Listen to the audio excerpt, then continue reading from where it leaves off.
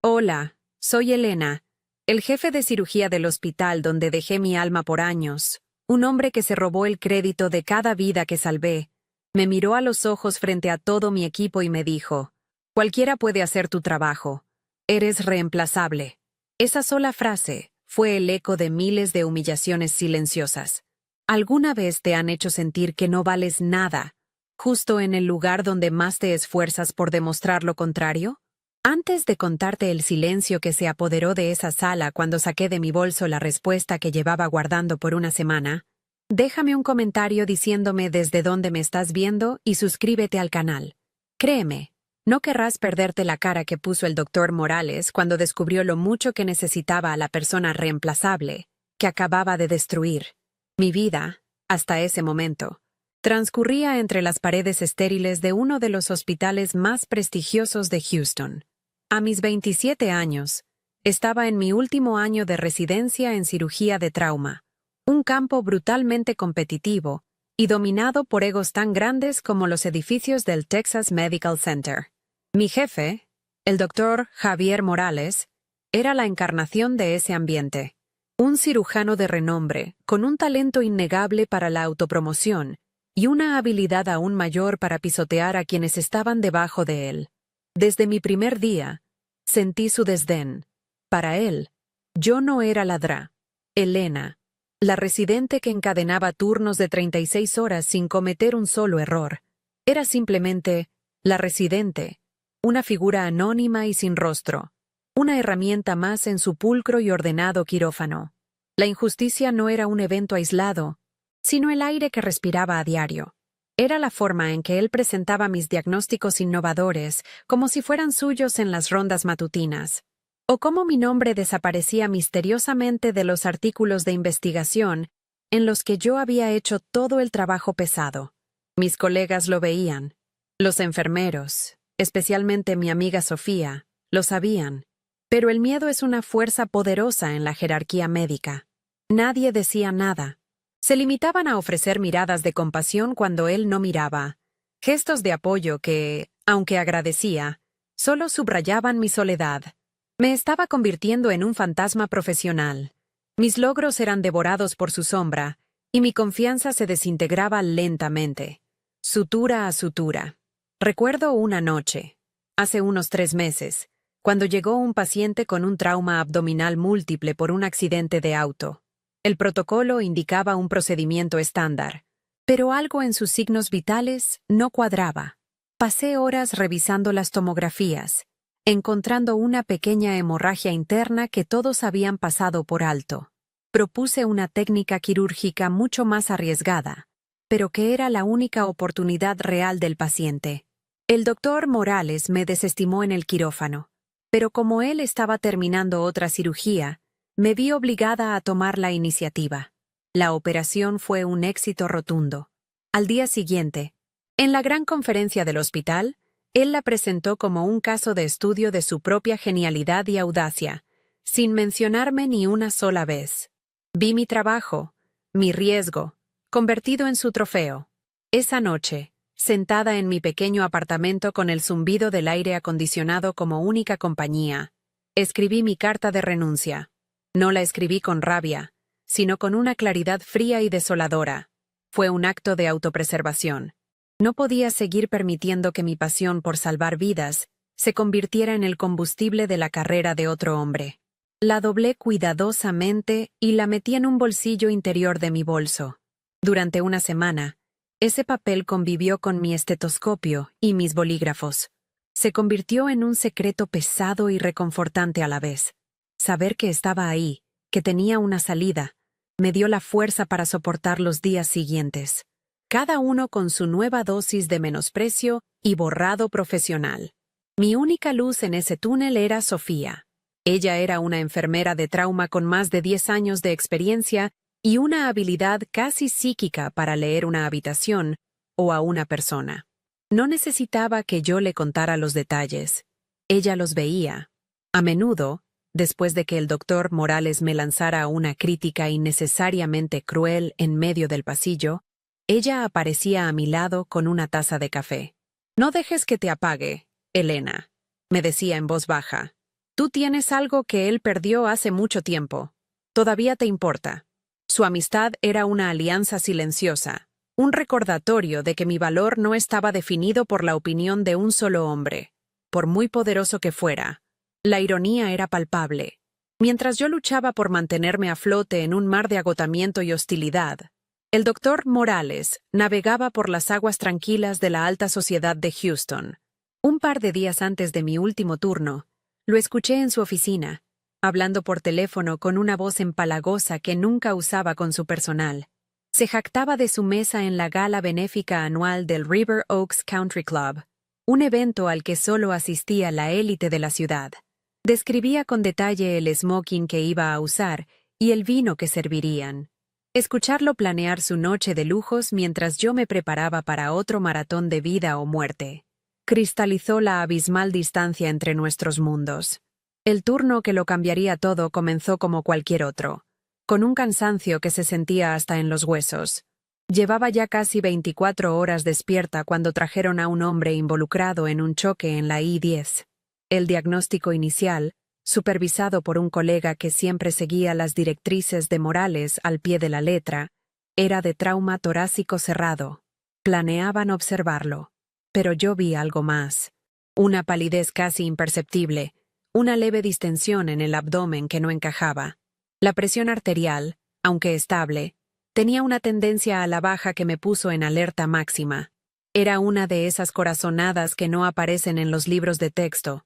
Una intuición nacida de miles de horas de vigilia. Luché por conseguir una nueva tomografía. Mi colega se resistió, argumentando que era un gasto innecesario de recursos y tiempo. Repitiendo como un loro las políticas de eficiencia del doctor Morales, tuve que invocar el protocolo de emergencia, pasando por encima de su autoridad, un acto que sabía que me traería consecuencias. La imagen confirmó mi sospecha. Una laceración esplénica que sangraba lentamente. Una bomba de tiempo que lo habría matado en cuestión de horas. Lo llevé a cirugía de inmediato. Fueron 3 horas de trabajo delicado y tenso. Sola. Salvé su vida justo cuando el sol comenzaba a salir, pintando el cielo de Houston. Sentí una punzada de orgullo, pero fue fugaz, reemplazada por una ansiedad helada al pensar en las rondas de la mañana. Sabía que el doctor Morales estaba a punto de llegar. Cuando el doctor Morales entró en el ala de cirugía a las 7 de la mañana, el aire pareció volverse más denso y frío. Caminaba con esa arrogancia silenciosa de quien se sabe dueño del universo que pisa. Yo estaba terminando de actualizar el expediente del paciente, mis manos todavía temblando ligeramente por la adrenalina y la falta de sueño. Ni siquiera me miró al principio. Se dirigió directamente a la estación de enfermería, tomó la tableta con los datos del paciente y repasó mis notas con un movimiento rápido y despectivo de su pulgar. El silencio se prolongó por 1 minuto, que pareció 1 hora. Sentí las miradas de mis colegas sobre mí, una mezcla de curiosidad y lástima. Sabían que la tormenta estaba a punto de desatarse, y nadie quería estar en su camino. Finalmente, levantó la vista, sus ojos oscuros fijos en mí. No había sorpresa ni alivio por el paciente salvado, solo una fría irritación. ¿Quién autorizó este procedimiento no programado, Draumelena?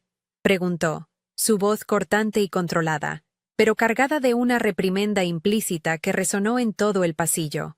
Usó mi nombre, algo que solo hacía cuando estaba a punto de humillarme públicamente. La formalidad era su arma. Expliqué con calma los indicadores, la tomografía que había ordenado, la evidencia irrefutable de la hemorragia interna. Le expliqué que no había tiempo que perder. Él escuchó con una paciencia fingida, asintiendo lentamente, como un rey escuchando la súplica de un campesino. No estaba interesado en la medicina. Estaba evaluando mi insubordinación. Protocolo, doctora. El protocolo existe por una razón, dijo, dejando la tableta sobre el mostrador con un golpe seco. Usted pasó por encima de un colega, incurrió en gastos no aprobados y expuso al hospital a un riesgo innecesario. Su corazonada podría haber terminado en una demanda multimillonaria. Cada palabra era una acusación, no de incompetencia médica, sino de desobediencia. No importaba que el hombre en la cama de recuperación estuviera vivo gracias a mí. Lo que importaba era que yo había roto una regla en su reino. La injusticia era tan palpable que me costaba respirar. Estaba transformando un acto de diligencia que salvó una vida en una falta administrativa, reduciendo mi juicio clínico a un simple capricho impulsivo y costoso. Las rondas matutinas comenzaron minutos después, y él se aseguró de que yo fuera el centro de atención. Nos reunimos frente a la habitación del paciente, y él procedió a desmantelar mi decisión pieza por pieza frente a todo el equipo. Si bien el resultado fue afortunado, comenzó, con un tono magnánimo que me revolvió el estómago. El proceso fue defectuoso. Un cirujano más experimentado habría esperado una confirmación más sólida. Estaba reescribiendo la historia en tiempo real, pintándome como una novata con suerte mientras se posicionaba a sí mismo como el guardián de la sabiduría y la prudencia. Vi a los otros residentes bajar la mirada, incómodos pero en silencio. Su silencio era una forma de complicidad, un muro que me aislaba por completo. Y entonces llegó el golpe de gracia, la maniobra que había perfeccionado con los años. Después de 10 minutos de diseccionar mis supuestos errores, concluyó: afortunadamente, pude revisar el caso a primera hora y confirmar que la intervención, aunque prematura, era el camino correcto. Es un excelente ejemplo de cómo la supervisión experimentada puede guiar y corregir el entusiasmo de nuestros residentes. Con esa frase, se apropió de mi éxito. No solo había minimizado mi logro, sino que lo había absorbido, convirtiéndolo en una prueba de su propia supervisión brillante. Sentí una oleada de calor subir por mi cuello. La humillación era total y absoluta. Me había borrado de mi propia historia, dejándome como una simple anécdota en su leyenda. Mientras él seguía hablando, mi mano se deslizó instintivamente hacia mi bolso, que colgaba de mi hombro. Sentí el contorno del sobre a través de la tela. La carta de renuncia. Ese pedazo de papel se sentía como un ancla en medio de un océano embravecido. Era la prueba de que mi decisión no era una reacción impulsiva a esta humillación en particular, sino la consecuencia inevitable de 1000 humillaciones previas. Recordé la noche en que la escribí, la sensación de paz desesperada que me invadió. Saber que estaba allí, a solo unos centímetros de mi mano, me dio la fuerza para mantener mi rostro impasible, para no darle la satisfacción de ver mis lágrimas o mi rabia. Una vez que las rondas terminaron y la multitud se dispersó, Sofía se acercó a mí mientras yo fingía organizar unos papeles en mi escritorio. No dijo nada al principio, solo me puso una botella de agua fría en la mano. Su mirada lo decía todo. Lo vi, susurró asegurándose de que nadie más pudiera oír. Algún día, Elena, toda esta arrogancia se le va a venir encima como un tren de carga. Y espero estar aquí para verlo. Sus palabras, dichas con una lealtad feroz, fueron el único salvavidas al que pude aferrarme en ese momento. Me recordaron que no estaba loca, que la injusticia era real, y que al menos una persona la veía con la misma claridad que yo. Más tarde ese día, el doctor Morales me llamó a su oficina. El ambiente era estéril, decorado con sus numerosos premios y fotos de él sonriendo junto a personalidades de la ciudad. Era un santuario a su propio ego. No me invitó a sentarme. «Tenemos un caso importante la próxima semana», dijo, sin preámbulos. El señor Thompson, uno de los mayores benefactores del hospital. Una cirugía de vesícula laparoscópica, pero con complicaciones por su historial cardíaco. Me explicó los detalles con una precisión clínica. Y luego me asignó la tarea. Quiero que usted prepare todo el plan preoperatorio. Cada detalle, cada posible contingencia. Lo quiero en mi escritorio para el viernes. Impecable. Era un trabajo monumental que requeriría días de investigación y análisis. La trampa era evidente. Era el tipo de caso de alto perfil que, si salía bien, aparecería en los boletines del hospital y en eventos para donantes. Si algo salía mal, la residente que preparó el plan sería la primera en ser culpada. Me estaba usando como su mula de carga intelectual y su posible chivo expiatorio. El éxito sería suyo, pero el riesgo sería completamente mío. Esta no era solo una injusticia profesional, Era una apuesta con mi carrera. La reputación del hospital, y por extensión la suya, descansaba sobre este caso, y él estaba colocando todo el peso sobre mis hombros sin ofrecerme ni una pizca del posible reconocimiento. Acepté la tarea con un simple «sí, doctor», mi voz sonando extrañamente calmada. Mi mente, sin embargo, era un torbellino. ¿Cuánto más podía soportar? Cada día se sentía como si estuviera caminando sobre un campo minado, donde cada paso correcto era ignorado y cada paso en falso sería fatal. Pasé el resto de la tarde inmersa en el historial médico del señor Thompson, un archivo tan grueso como una novela. Me obligué a concentrarme, a separar mis emociones del trabajo que tenía que hacer. La vida de un hombre estaba en juego, y mi profesionalismo exigía que le diera lo mejor de mí, sin importar las circunstancias. Al final de mi turno, exhausta y mentalmente agotada, me senté en mi escritorio para revisar mis notas por última vez. El ala de cirugía estaba más tranquila ahora. El ritmo frenético del día había dado paso a la calma vigilante de la noche. El doctor Morales pasó por mi lado de camino a la salida. Se detuvo por un momento, mirando por encima de mi hombro los complejos diagramas que había empezado a dibujar. Una sonrisa condescendiente se dibujó en su rostro. Se inclinó, como si fuera a compartir un secreto, y su voz fue un susurro venenoso que solo yo pude oír. Fue entonces cuando, con la confianza de un hombre que nunca ha conocido una consecuencia, se preparó para decir las palabras que finalmente romperían todo. «No te equivoques con esto, Elena», susurró, su aliento oliendo a café caro y a superioridad. «Hay mucho en juego con el señor Thompson, mucho más de lo que podrías manejar si algo sale mal».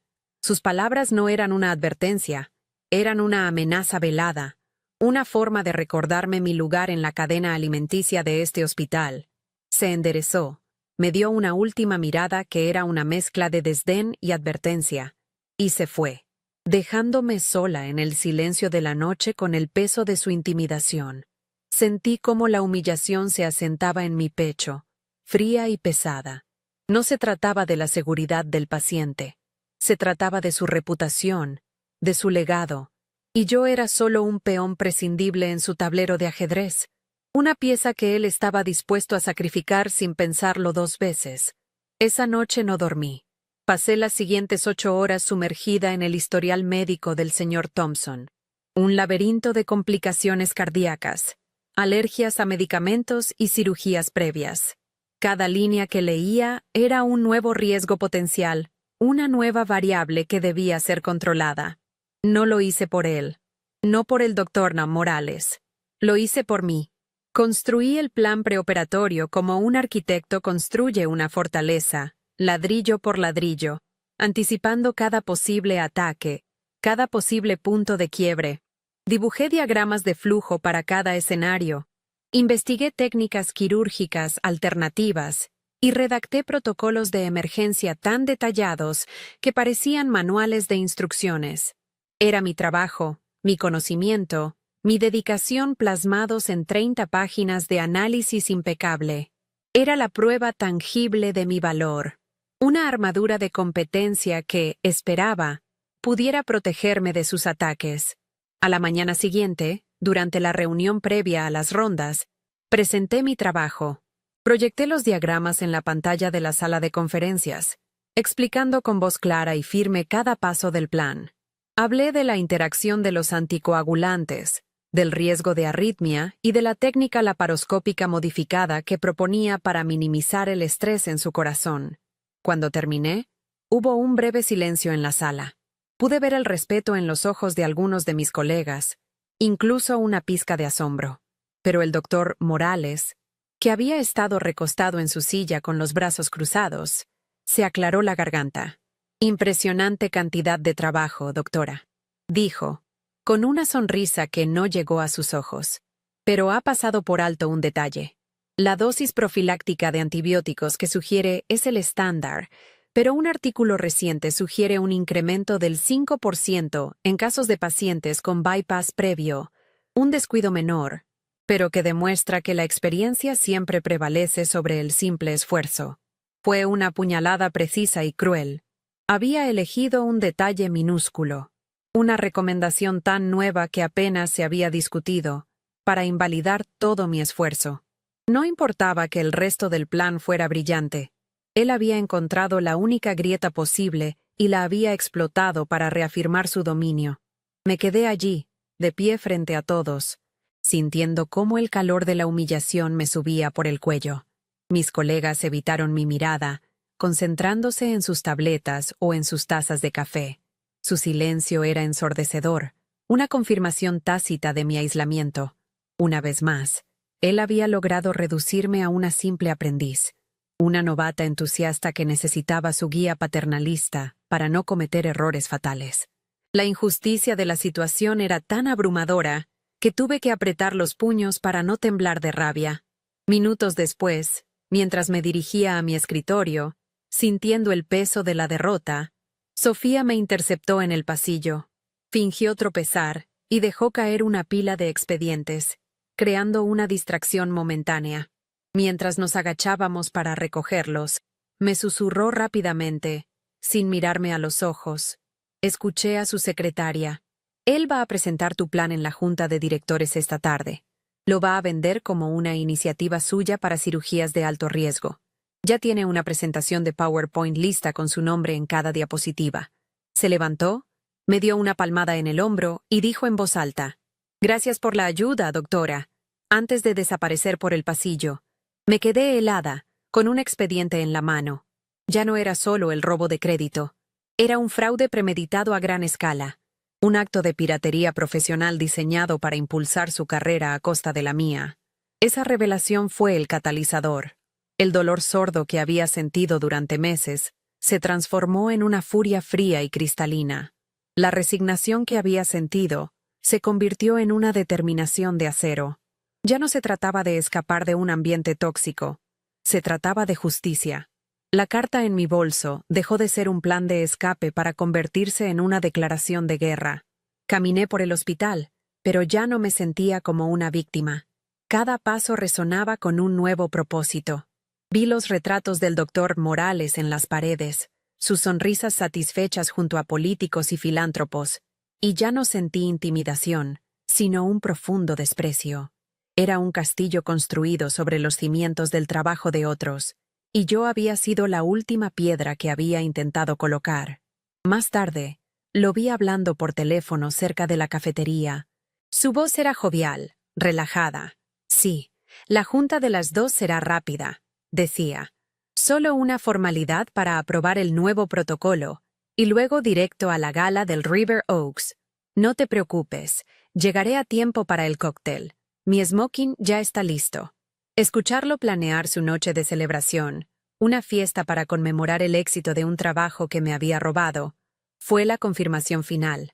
La disonancia entre mi realidad, la de noches sin dormir y humillaciones constantes, y la suya, llena de trajes de etiqueta y copas de champán, era un abismo insalvable. La arrogancia con la que daba por sentado su triunfo, un triunfo que se basaba en mi sudor y mi intelecto, encendió la última chispa de mi paciencia. Volví a mi escritorio con una calma que me sorprendió a mí misma. Abrí el archivo del plan preoperatorio en mi computadora. Me desplacé por las 30 páginas de trabajo meticuloso hasta que encontré una sección específica. Un subprotocolo para una complicación extremadamente rara, pero potencialmente letal. Una reacción paradójica a la anestesia. Era una contingencia que solo alguien con mi nivel de dedicación habría considerado. En el documento original, había citado un oscuro estudio europeo como base para mi recomendación.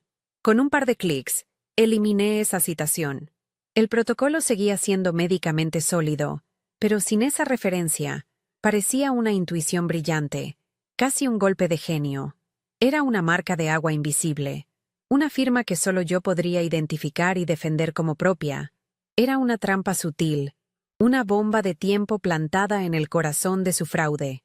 Con el cambio hecho, adjunté el archivo a un correo electrónico y lo envié a la asistente del doctor Morales con el asunto: «Plan preoperatorio final, señore Thompson». Al presionar «enviar», no sentí miedo ni duda, solo una extraña sensación de poder. Había recuperado el control de mi propia narrativa. Ya no era la víctima pasiva de sus abusos. Me había convertido en una estratega, anticipando sus movimientos y preparando mi contraataque. Sabía que la confrontación era inevitable. La humillación que él me tenía preparada durante las rondas de la mañana, esa que usaba para reafirmar su poder, sería el escenario perfecto. Pero esta vez, no estaría sola y desarmada. Tenía la verdad de mi lado y una carta de renuncia en mi bolso que estaba a punto de convertirse en el arma más poderosa que jamás había empuñado. Esa noche, mientras me preparaba para el turno que sabía que sería el último, me sentí diferente. El agotamiento seguía ahí, pero estaba superpuesto con una capa de adrenalina y una claridad mental que no había sentido en años. No era la ansiedad del miedo, sino la expectación de la batalla. Revisé mi bolso 3 veces, el estetoscopio, los bolígrafos, las llaves y, por supuesto, el sobre blanco.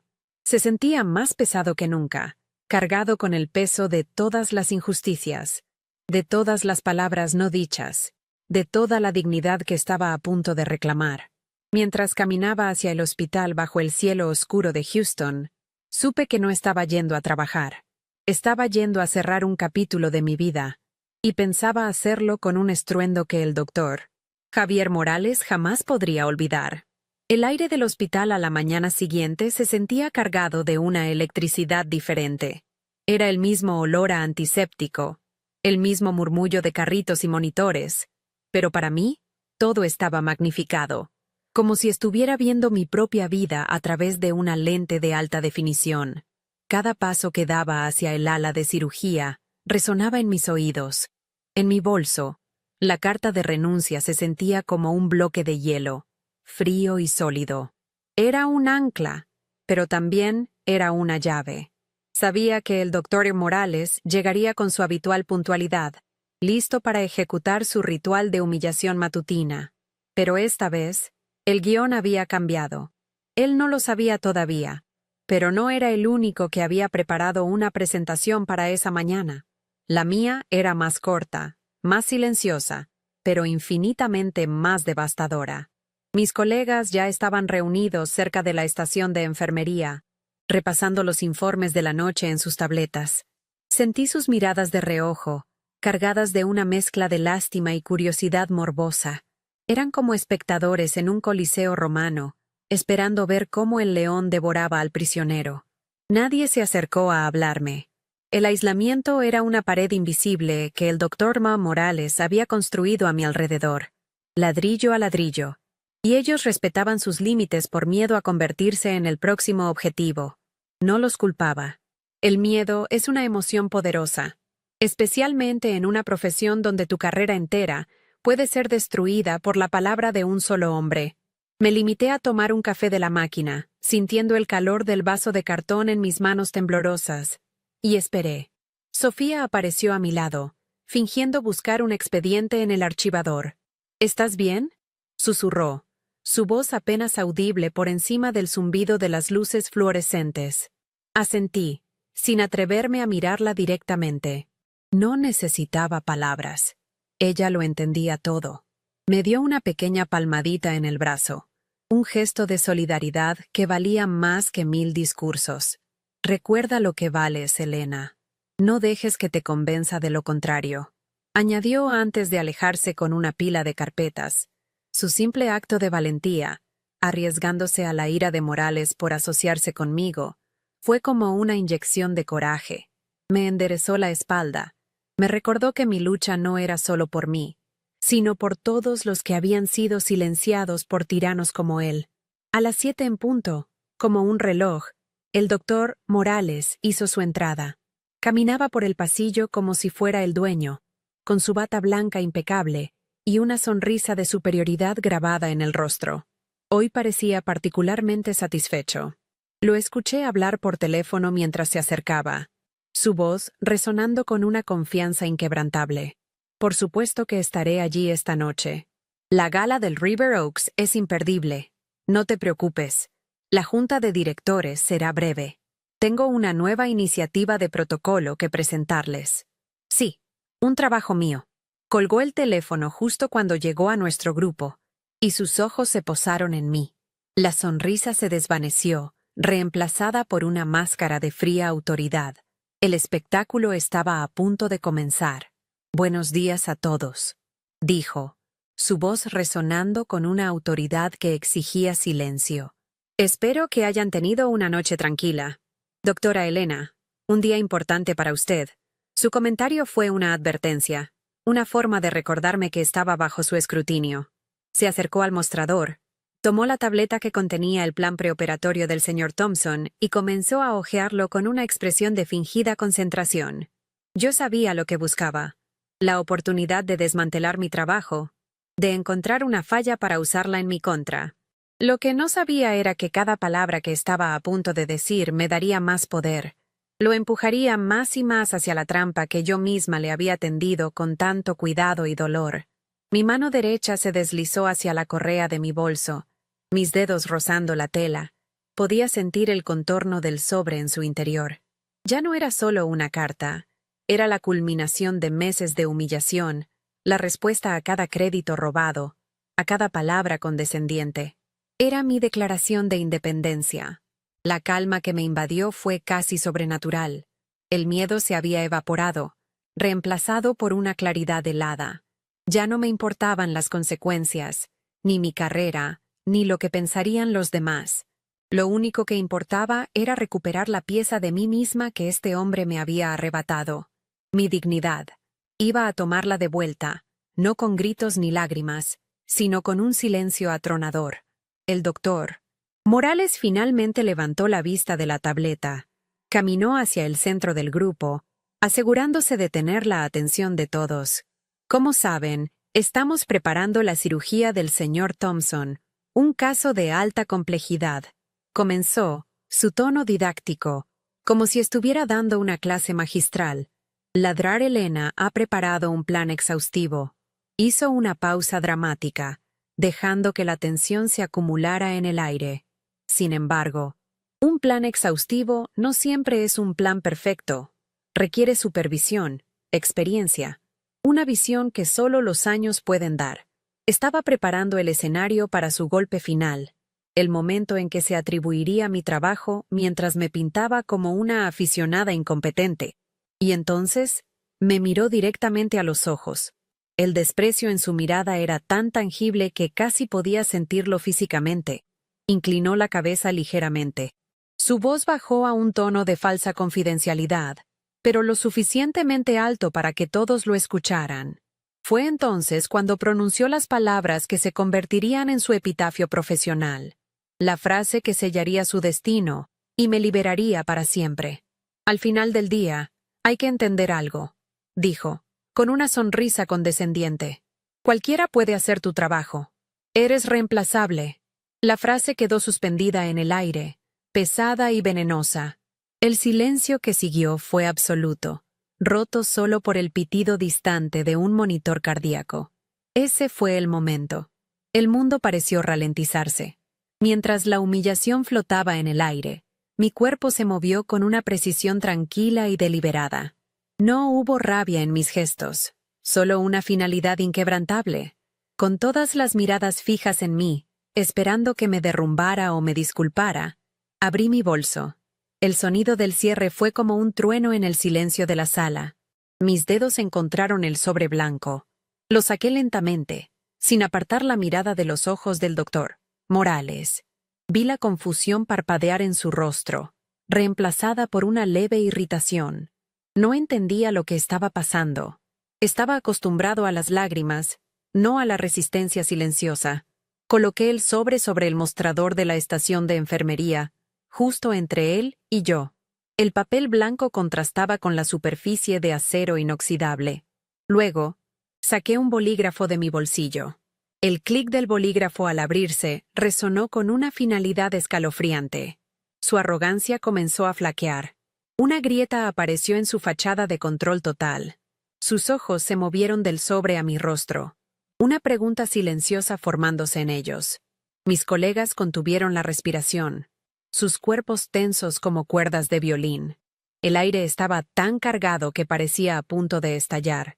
Estaba a punto de firmar no solo mi renuncia, sino su sentencia, y él, por primera vez en su vida, no tenía ni la más remota idea de cómo detenerlo. Con una mano firme que no delataba la tormenta que había vivido por dentro, firmé mi nombre en la línea punteada. El sonido del bolígrafo sobre el papel fue nítido, casi violento en el silencio sepulcral que nos envolvía a todos. No era solo tinta sobre una hoja, era un punto final, una declaración irrevocable. Levanté la vista y mis ojos se encontraron con los del doctor Morales. Su máscara de arrogancia se había resquebrajado, revelando una genuina incredulidad. No podía procesar lo que estaba viendo. En su universo, los peones no derrocan al rey, no se atreven. Pero yo ya no era un peón en su tablero. Al firmar esa carta, había volcado el tablero por completo, y las piezas, incluida la suya, estaban ahora esparcidas por el suelo, fuera de mi control, y, más importante, fuera del suyo. Deslicé la carta firmada sobre el mostrador de acero inoxidable hasta que se detuvo justo frente a él. No dije una palabra. Mi silencio era mi manifiesto. Mi acto de renuncia no necesitaba un discurso de justificación. La humillación pública que él acababa de orquestar era el prólogo y el epílogo de mi decisión. Vi a mis colegas, congelados en su sitio, con los ojos abiertos de par en par. Algunos parecían asustados, otros secretamente admirados. En la periferia, vi a Sofía. No sonrió, pero me dio un casi imperceptible asentimiento. Un gesto de aprobación que fue como un bálsamo para mi alma herida. Era un reconocimiento silencioso. Habías aguantado demasiado. Ya era hora. Ese pequeño gesto me dio la fuerza para lo que venía después. Marcharme y no mirar atrás. Me di la vuelta, con la espalda recta y la cabeza en alto. Cada paso que daba por el pasillo, alejándome de la escena, se sentía como si me estuviera quitando una armadura pesada y oxidada que me había visto obligada a llevar durante años. El sonido de mis zapatos sobre el linóleo era el único ruido, un ritmo constante que marcaba mi liberación. No miré hacia atrás. No necesitaba hacerlo. Podía sentir sus miradas clavadas en mi espalda, pero ya no me quemaban. Por primera vez en mucho tiempo, el aire que entraba en mis pulmones no se sentía viciado por la injusticia. Era aire limpio, aire nuevo, el aire de una vida que, a partir de ese instante, me pertenecía por completo a mí y a nadie más. Detrás de mí, el doctor As Morales se quedó paralizado por un momento, mirando la carta como si fuera un artefacto alienígena. Luego, con un movimiento brusco, la tomó. Lo imagino leyendo mi firma, mi nombre, como si lo viera por primera vez. Para salvar las apariencias frente al equipo, probablemente forzó una risa seca, un bufido de desdén. Mejor así. Seguramente dijo en voz alta, tratando de recuperar el control. No necesitamos personal que no puede manejar la presión. Pero sus palabras sonarían huecas. Una defensa desesperada contra la grieta que mi acto de desafío acababa de abrir en su autoridad. La dinámica de poder había cambiado irrevocablemente, y aunque él aún no lo entendía del todo, el eco de mi silencio sería mucho más duradero que cualquiera de sus gritos. Esa noche, el silencio en mi apartamento era una bendición. Era un silencio que no había experimentado en años, desprovisto de la ansiedad anticipatoria de la alarma del despertador o del zumbido de mi localizador. Estaba sentada en el suelo, rodeada de cajas de cartón medio llenas, bebiendo una taza de té. Mi teléfono, sobre la mesita de centro, estaba en modo silencioso. De vez en cuando, la pantalla se iluminaba con una llamada o un mensaje de texto de un número desconocido, pero yo lo ignoraba. Cada notificación luminosa era un eco de un mundo que ya no era el mío. No sentía alegría ni tristeza, solo una profunda y agotadora paz. Era la calma que sigue a una fiebre alta, la quietud que se instala después de que la tormenta finalmente ha pasado, dejando el aire limpio y fresco. Mientras tanto, a kilómetros de distancia, el infierno se desataba. Las luces rojas y azules de las ambulancias pintaban las paredes de la sala de emergencias del hospital. Un choque masivo en la I-10. Una colisión en cadena que involucró a más de una docena de vehículos. Había enviado una oleada de víctimas en estado crítico. Se declaró un código rojo. Los pasillos, que esa mañana habían sido el escenario de mi humillación, ahora eran un caos de camillas, médicos gritando órdenes y el sonido agudo y constante de los monitores cardíacos. Sofía corría de un paciente a otro, su rostro una máscara de concentración y estrés. Necesitaban un cirujano de trauma, y lo necesitaban de inmediato. Pero el único especialista de guardia ya estaba en una cirugía de corazón abierto que no podía abandonar. En el opulento salón del River Oaks Country Club, el doctor Javier Morales levantaba su copa de champán para un brindis. Vestido con un smoking a medida, se movía con la gracia de un depredador en su hábitat natural, intercambiando sonrisas y apretones de manos con la élite de Houston. El zumbido insistente de su teléfono en el bolsillo de su pantalón era una molesta interrupción en su noche perfecta. Lo ignoró 1, 2, 3 veces. Estaba ocupado consolidando su estatus, tejiendo la red de conexiones que tanto valoraba.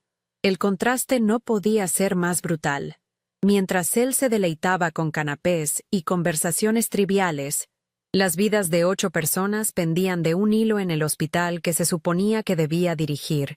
Un hospital que había dejado peligrosamente vulnerable. Finalmente, la jefa de enfermeras de la noche, una mujer que no se andaba con rodeos, logró comunicarse con él.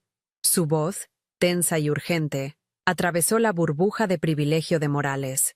«Doctor, tenemos un código rojo, un choque masivo, 8 pacientes críticos y no tenemos un cirujano de trauma disponible». La respuesta inicial de Morales fue de pura irritación. «¿Cómo que no tenemos? ¿Dónde está el doctor Evans? ¿Y el doctor Chen?»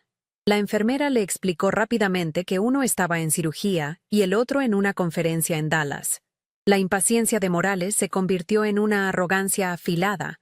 Su solución siempre la misma: delegar, ordenar, culpar. Su mente, nublada por el champán y el ego, buscó la solución más fácil, la herramienta que siempre estaba ahí. «Bueno, ¿dónde está Elena?», espetó al teléfono, su voz cargada con la presunción de que yo estaría allí, esperando, como siempre. La pregunta quedó suspendida en el aire por un segundo antes de que la respuesta de la enfermera lo golpeara como un puñetazo en el estómago. Hubo una pausa, y luego la voz de ella, fría, profesional y sin una pizca de emoción, le entregó la verdad.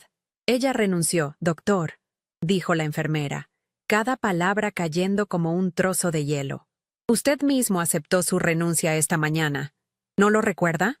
Ese fue el momento. La frase que él había pronunciado con tanto desdén: «Eres reemplazable», se le devolvió con la fuerza de un huracán, despojándolo de su poder en el instante en que más lo necesitaba. El shock en el rostro del doctor Morales debió ser una obra de arte. La incredulidad primero, seguida por el pánico helado que le recorrió las venas. El ruido de la gala, las risas, la música del cuarteto de cuerdas, todo se desvaneció en un zumbido distante. De repente, estaba solo en medio de la multitud, atrapado en las ruinas de su propia arrogancia. La copa de champán probablemente tembló en su mano. Vio las consecuencias de su tiranía desplegarse ante él en tiempo real. Un hospital en crisis, vidas en riesgo, y una demanda por negligencia multimillonaria con su nombre escrito por todas partes.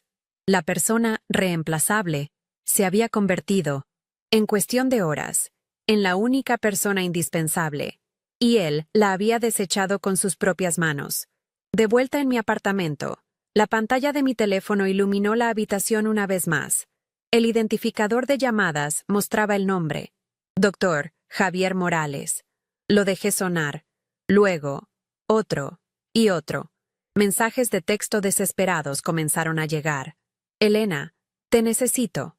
Es una emergencia. Llámame de inmediato». Miré el dispositivo. La fuente de tanta ansiedad durante tanto tiempo. Ya no era una correa que me ataba a él. Con un movimiento tranquilo, tomé el teléfono. Deslicé el dedo por la pantalla y lo apagué. La habitación se sumió en una oscuridad pacífica y absoluta. Por primera vez, el silencio no era una ausencia de ruido, sino la presencia de mi propia libertad. Una libertad que había costado todo, pero que valía mucho más. A la mañana siguiente, no me despertó el sonido estridente de una alarma, sino los suaves rayos del sol de Texas que se filtraban por mi persiana. El silencio en mi apartamento era absoluto, casi tangible. Por un instante, el pánico me invadió, la reacción instintiva de haberme quedado dormida para un turno. Pero entonces recordé, no había turno, no había hospital, no había doctor Morales. Mi teléfono seguía apagado sobre la mesita de noche. Un pequeño rectángulo negro y sin vida que representaba mi recién descubierta libertad. Me levanté y preparé una taza de café, saboreando cada sorbo sin la prisa frenética que había definido mis mañanas durante años. No sabía qué deparaba el futuro, pero por primera vez en mucho tiempo, el presente se sentía completamente mío, una página en blanco esperando ser escrita, sin la sombra de nadie más dictando las palabras. Encendí mi computadora portátil, no por hábito, sino por una curiosidad tranquila. La página de inicio del periódico local de Houston estaba dominada por un titular en negrita. Caos en la I-10. Un choque masivo deja múltiples heridos y pone a prueba a los hospitales de la ciudad. Las imágenes mostraban una escena apocalíptica de metal retorcido y luces de emergencia parpadeantes. El artículo mencionaba específicamente mi antiguo hospital, destacando los retrasos críticos en la atención de trauma debido a una inesperada escasez de personal especializado. Cada palabra era una validación fría y objetiva de la catástrofe que yo había evitado. No sentí placer, sino una profunda y triste confirmación de que mi presencia, la que él había calificado de reemplazable, había sido, de hecho, la delgada línea entre el orden y el caos, entre la vida y la muerte. Mi teléfono, una vez encendido, se inundó de notificaciones, docenas de llamadas perdidas, pero una se destacaba. Sofía. La llamé de inmediato. Su voz sonaba exhausta, pero había un matiz de alivio al oírme. Elena. Fue una pesadilla, dijo sin preámbulos. Nunca he visto nada igual. Morales apareció tarde, con el smoking arrugado debajo de la bata, oliendo a champán. Estaba perdido, gritando órdenes contradictorias. Fue inútil. Me contó que tuvieron que transferir a 2 de los pacientes más críticos a otro hospital, perdiendo un tiempo precioso. Un cirujano general tuvo que intervenir en casos que estaban muy por encima de su especialización. Fue, en sus palabras, un desastre evitable que había expuesto la fragilidad del ego de un solo hombre. Las consecuencias para el doctor Morales fueron tan rápidas como brutales. Sofía me informó que a primera hora de la mañana, el director del hospital lo había convocado a una reunión de emergencia. Lo suspendieron de inmediato, con sueldo, mientras se iniciaba una investigación interna exhaustiva. La noticia de su ausencia durante las primeras horas críticas del Código Rojo, sumada a mi renuncia abrupta, había creado la tormenta perfecta. Las familias de los pacientes heridos ya estaban contactando abogados. Su reputación, construida con tanto esmero sobre los cimientos del trabajo de otros, se estaba desmoronando en cuestión de horas. El hombre que se creía intocable estaba descubriendo que él, más que nadie, era completamente reemplazable. Su castillo de naipes se había venido abajo con el simple soplo de mi partida. Mientras procesaba todo lo que Sofía me contaba, una llamada entrante interrumpió la nuestra. Era un número que no reconocía, de un código de área del centro de Houston. Dudé un segundo antes de contestar. ¿Elena Reyes? Preguntó una voz femenina, profesional y cálida. Era la jefa de recursos humanos del Houston Methodist, uno de los hospitales más avanzados y respetados del país. Me dijo que el jefe de su departamento de cirugía de trauma, el Dr. Peterson, había oído que yo estaba explorando nuevas oportunidades.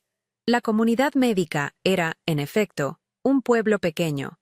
Mencionó específicamente un artículo de investigación sobre técnicas de sutura en traumas complejos, un artículo del que Morales había borrado mi nombre. El doctor Peterson quedó muy impresionado con su enfoque innovador. Dijo, «Le gustaría reunirse con usted esta semana. Tenemos una vacante para cirujana titular». La oferta era más de lo que jamás había soñado. No era un puesto de residente, sino de cirujana titular. Un salario que duplicaba el mío, un presupuesto para investigación y, lo más importante, la promesa de un entorno de trabajo colaborativo. Durante la llamada con el doctor de Peterson, al día siguiente, él fue directo. «He oído historias sobre Morales durante años. El talento como el suyo no debe ser sofocado, debe ser cultivado». Me habló de su filosofía de equipo, donde cada voz, desde el interno hasta el jefe de departamento, era escuchada y respetada. No me estaba ofreciendo solo un trabajo, me estaba ofreciendo la antítesis de todo lo que había sufrido. Un lugar donde mi dedicación no sería explotada, sino celebrada. Era la validación profesional y humana que había dejado de buscar. Acepté el puesto sin dudarlo. Colgar el teléfono fue como dar el último paso para salir de una casa en llamas.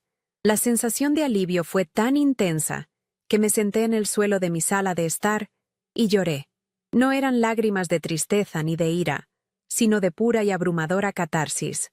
Lloré por la joven ingenua que había llegado a ese hospital llena de sueños, por la mujer agotada que había soportado humillaciones en silencio, y por la persona que finalmente había encontrado el valor para decir, «Basta». Esa tarde, comencé a empacar mis pertenencias en cajas. Cada libro que guardaba, cada prenda que doblaba, se sentía como un ritual de purificación, dejando atrás el pasado para hacer espacio a un futuro que, por fin, se sentía brillante y lleno de promesas. Los meses que siguieron pusieron cada pieza en su lugar. El doctor, Javier Morales, fue despedido formalmente tras la investigación. Enfrentó 2 demandas por negligencia que se resolvieron fuera de los tribunales por una suma millonaria, arruinando su carrera de forma permanente. La última vez que oí de él, estaba dando consultorías para una pequeña firma de dispositivos médicos, una sombra del titán que una vez fue. Sofía y yo nos convertimos en amigas inseparables. Nos vemos para cenar todos los viernes. Y sus risas son un recordatorio constante de que la verdadera lealtad existe incluso en los lugares más oscuros. Ella sigue en el hospital, pero me cuenta que el ambiente ha cambiado, que la gente ahora se atreve a hablar, como si mi acto silencioso les hubiera dado permiso para encontrar su propia voz. Hoy, al entrar en mi nuevo hospital, pasé mi tarjeta de identificación por el lector. La puerta se abrió con un suave clic. En el pasillo, vi mi nombre en una placa de metal pulido junto a la puerta de mi oficina. Dr. Elena Reyes, cirujana titular de trauma. Me detuve un momento a mirarla. No era solo un título, era una declaración. Era la prueba de que mi valor nunca había estado en manos de quienes intentaron quitármelo. Era el resultado de haber elegido mi dignidad por encima de mi miedo. Entré en mi oficina, dejé mi bolso sobre el escritorio y miré por la ventana el horizonte de Houston. El sol brillaba, y por primera vez en mi vida, sentí que yo también lo hacía. No había ganado una batalla contra un hombre. Había ganado la guerra por mí misma. Mi historia no es una de venganza.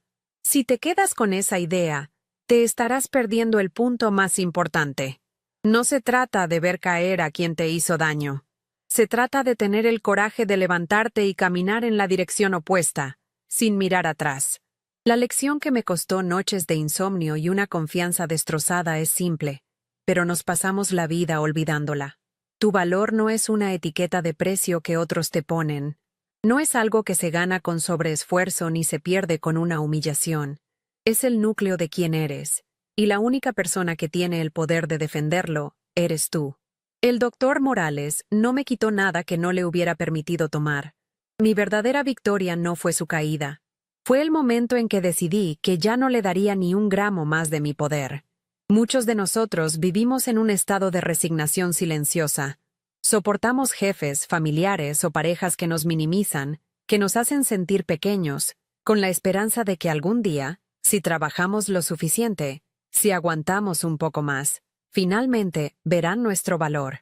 Pero la verdad es que las personas que se benefician de hacerte sentir reemplazable nunca te darán el crédito de ser indispensable. Viven en un mundo donde su luz solo brilla si la tuya está apagada. Esperar que cambien es como esperar que un escorpión no pique. Va en contra de su naturaleza. El cambio no viene de ellos. Viene de ti, cuando te das cuenta de que mereces estar en un lugar donde no tengas que luchar todos los días para demostrar que existes. La ironía más grande de mi historia, y quizás de la tuya, es que a menudo te vuelves indispensable en el preciso momento en que dejas de estar disponible. Mi habilidad como cirujana no cambió de la mañana a la noche. Siempre estuvo ahí. Pero para el doctor Morales, y para el sistema que él representaba, mi valor solo se hizo visible a través del vacío que dejé. Fue mi ausencia la que finalmente gritó más fuerte que todas sus palabras condescendientes. A veces, la única manera de que el mundo entienda lo que aportas es quitándoselo. No como un castigo, sino como una consecuencia natural de no haber sido valorado cuando estabas allí, dándolo todo. Por eso, el acto más poderoso que puedes realizar no siempre es una confrontación. No es un grito, ni un discurso. A veces, es un silencio. El silencio de recoger tus cosas. El silencio de firmar una carta. El silencio de apagar tu teléfono y elegir tu paz por encima de su caos. Marcharse no es rendirse. Es la declaración de independencia más radical que existe. Es decir, mi energía, mi talento y mi tiempo son recursos valiosos. Y a partir de hoy, los invertiré en mí misma y en aquellos que sí los aprecian. Ese silencio es un eco que resuena mucho después de que te hayas ido, recordándoles a todos que cada persona tiene un punto de quiebre. Si algo de lo que te he contado resuena contigo, si sientes ese peso familiar en el pecho, te pido que escuches esa sensación. No la ignores. Es tu instinto, tu dignidad, susurrándote que mereces más. No tienes que esperar a una humillación pública para tomar una decisión. La carta que llevaba en mi bolso era mi promesa a mí misma, un recordatorio de que tenía una opción, incluso cuando me sentía atrapada. Quizás tu carta es actualizar tu currículum, tener una conversación difícil o simplemente empezar a poner límites.